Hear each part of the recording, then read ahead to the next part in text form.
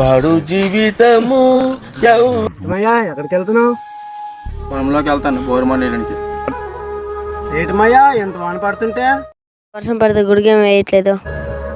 మరి పెద్ద పెద్దగా వర్షం పడట్లేదు కదా, చిన్నజోళ్ళే కదా, అందుకే చేతితో గుడి పట్టుకుని వచ్చా. గుడి తడిసిపోద్దని.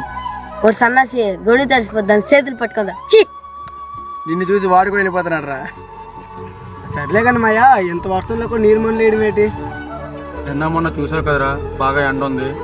ఈరోజు చిన్న చిన్న తిండి పడ్డాయిరా. ఈరోజు కూడా బోరుమని లేకపోతే పొలం ఎండిపోతురా. పొలంలోకి వెళ్ళి నేను పిలుస్తా, కూర్చో అంతే. సరే మామ. ఓ మాయా వర్షం పెద్ద అవుతుంది, తొందర రా రా రా రా. వానదేవుడు కురుస్తూ ఉంటే పొలం పచ్చగా కనిపిస్తుంది. వర్షం మనం తెగపడిపోతుంది, మనం కాసేపు గన్నెట్టుకుని చాలు.